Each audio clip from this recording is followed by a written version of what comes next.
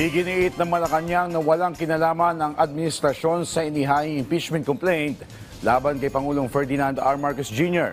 Kumpiyansa naman ng Pangulo na wala siyang nagawang impeachable offense. Ang detalye sa report ni Kenneth Pasyente. Hindi nababahala si Pangulong Ferdinand R. Marcos Jr. sa inihaing impeachment case laban sa kanya. Sabi ng palasyo, kumpiyansa ang Pangulo na wala itong nagawang anumang impeachable offense lalo't nagtatrabaho ang presidente ng naaayon sa konstitusyon.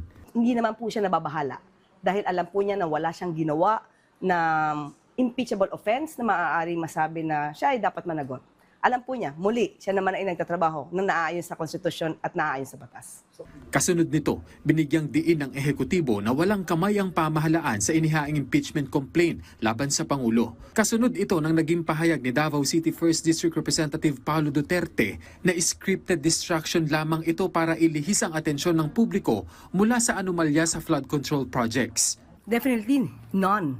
Kaya nga sabi natin, hindi po tayo sangkot sa anumang pagplanta ng ebidensya katulad ng ginawa ng kanyang ama. Sila lamang po yata ang sanay sa ganon. So sa panahon po ni Pangulo Marcos Jr., nirerespeto po natin ang konstitusyon, ang proseso at ang due process. Sinalag din ng palasyo ang sinabi ng kongresista na ang abogadong naghanda ng impeachment complaint ay siya ring abogado ni First Lady Liza Araneta Marcos sa isang disbarment case. Yan po ay walang katotohanan. So sana po ay matapos na ang pagiging source of fake news ng mga kaalyado nila. Dahil ang First Lady po ay hindi po nagsasampa ng disbarment case. Hindi po niya abogado ang nasabing nagsampa ng impeachment complaint sa Pangulo. At kung nagsampa man siya ng disbarment case, ito ay on his own volition. So hindi po niya nire-represent ang unang ginang. So that's fake news. Hindi naman itinuturing ng palasyo na bentahe para sa Pangulo ang inihaing impeachment dahil wala nang ibang reklamong maaaring tanggapin sa loob ng isang taon alinsunod ito sa one-year bar rule ng konstitusyon. Punto nito, hindi ito makatutulong sa imahe ng bansa.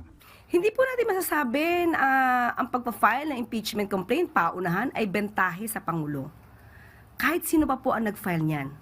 Hindi maganda sa imahe ng Pangulo na siya ay masampahan ng impeachment complaint.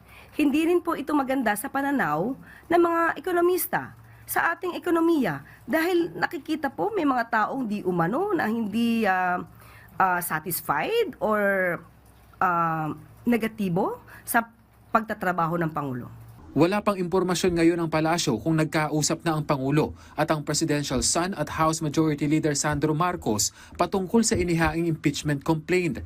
Pero kumpiyansa ang Malacanang na magiging patas patungkol dito ang kongresista.